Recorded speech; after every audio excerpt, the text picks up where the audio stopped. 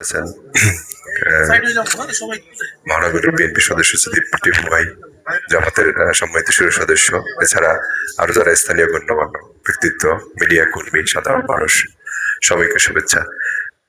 আসলে ইতিমধ্যে মাশিকুল ইসলাম রাজীব ভাই অলমোস্ট অনেক কথাই বলে ফেলেছেন।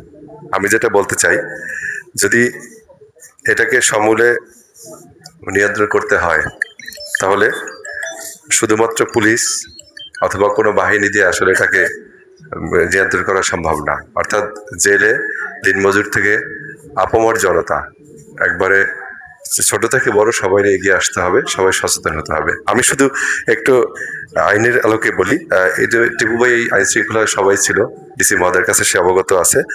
এই মাদক আইনটা সংশোধিত হচ্ছে, কারণ এখানে যখন আমরা আটক করে দিই তখন আইনের ফাঁক গলিয়ে অনেকে বের হয়ে যায়। অথবা এবার যেটা প্রস্তাবনা আছে, ভেটিংয়ে আছে এখন, সেটা হচ্ছে যে একটা সংখ্যা থাকবে মামলার, যে যার নামে এত কয়টা মামলা আছে, যাতে সে জামিন না পায় 6 মাস বা 3 মাসে। তো এরকম যদি হয় তাহলে এই কাজটা একটু আমাদের জন্য সহজ হবে। আমরা আটক করে দিই, আবার তো ছাড়া পেয়ে যায় খুব সহজে। যাই হোক, তো আমি আপনাদের প্রতি যেটা আহ্বান থাকবে, মাননীয় প্রধানমন্ত্রী কাশপুরে এসেছিলেন, টিপু ভাই ছিল, আমরা ডিউটিতে ছিলাম। সেও কিন্তু এই মাদক সংক্রান্ত এই নারায়ণগঞ্জ জেলা সম্পর্কে সে পার্সোনালি জানে, ব্যক্তিগতভাবে বলছিল, যেখানে 20টা বড় ধরনের স্পট আছে, এই কথা সে মঞ্চে বলেছিল। অতএব তার কাছেও এসব তথ্য আছে, আমাদের ঊর্ধ্বতন কর্তৃপক্ষদের কাছেও আছে। এখানে আমাদের beat officer, second officer Selim আছে। আপনারা যেটা করতে পারেন, আমাদের সক্ষমতা অনেক বাধা থাকবে, কিন্তু এর মধ্যে আসলে কাজটা করতে হবে, বসে থাকা যাবে না। আপনি জানেন আমাদের ডিউটি করার মতো পুলিশ সদস্য কত আছে। তো এই সদর থানা এলাকায় আমার ধারণা প্রত্যেক দিন হয়তো দিনের বেলা 6 থেকে 7 লাখ লোক থাকে, এটা আমার ধারণা, আমার অবজারভেশন এই 2-2.5 মাসে। তো এর জন্য আমরা কতজন জনবল আছি, কতটা পোস্ট আছে, এগুলো আসলে বিষয়, এগুলো একটু গবেষণা করলে আপনারা বুঝতে পারবেন। তারপরও কাজটা করতে হবে আমাদের দিন শেষে, এবং আমরা বসে নেই, আমরাও কাজ করতেছি, প্রতিদিনই মামলা হচ্ছে। যেটা বিষয়, আমরা চ্যালেঞ্জের মুখে হই, আমরা তো মাদক সেবী ধরতে পারি। এখন যদি আমি পাইকার বা এর আলামত সহ পেতাম, যদি আপনার এলাকায় আসে আলামত না পেলে আপনি বলবেন যে এর কাছে তো কিছু পাওয়া যায় নাই, আমাদের চ্যালেঞ্জটা ওখানে। তো সেক্ষেত্রে আপনাদের আপামর জনতার এগিয়ে আসতে হবে, যে হ্যাঁ আপনি আমাদেরকে গোপনে তথ্য দেন। ট্রিপল লাইন আছে, বিট অফিসার আছে, আমাদের নাম্বার আছে, ওসি মহোদয়ের নাম্বার আছে, আমার নাম্বার আছে, অপারেশন সাহেবের নাম্বার আছে, এসপি মহোদয়ের সাথে যারা সিনিয়র এখানে তাদের সাথে ব্যক্তিগত সম্পর্ক আছে।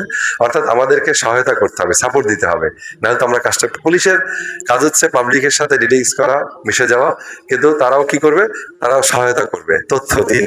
সে পথটা দেখাই দিবে, বাকি কাজটা আমাদের, কিন্তু পথটা তো আমাকে দেখাই দিতে হবে, তথ্যটা আমাকে দিতে হবে। যাই হোক, এখন প্রায় 6:30, আমি বক্তব্য দীর্ঘায়ী করবো না। আমার অনুরোধ থাকবে যে আপনারা এই মাদক, কোনো দেশে হয়তো বা এটা জিরো করা সম্ভব না, কিন্তু নিয়ন্ত্রণ করা সম্ভব। তো আমরা সেই লক্ষ্যে কাজ করার জন্য এখানে স্পেশালি আমি অনুরোধ করব, এখানে প্রিন্ট ইলেকট্রনিক মিডিয়ার ভাইরা আছে, তারা অক্লান্ত পরিশ্রম করছেন। আপনারা বস্তুনিষ্ঠ সম্পদ প্রকাশ করবেন। একটা আপনাদের প্রতি শুধু রিকোয়েস্ট থাকবে, যা সম্পাদিত নয়, যা এডিট নয়, তা নিউজ নয়। আপনারা দয়া করে যে কোনো নিউজের আগে ভেরিফাইড করলে আমাদের জন্য কাজটা, তার তথ্য সুবিধা করতে সহজ হবে আমাদের জন্য। তো এই সহায়তা থাকবে। আর শ্রমিক, মেয়ে উন্নতি মানুষ যারাই আছেন, তারা রুটলি বেলা আরো বেশি মিশে, তারা আরো বেশি তথ্য আপনাদেরকে দিতে পারবে, আমাদেরকে দিতে পারবে।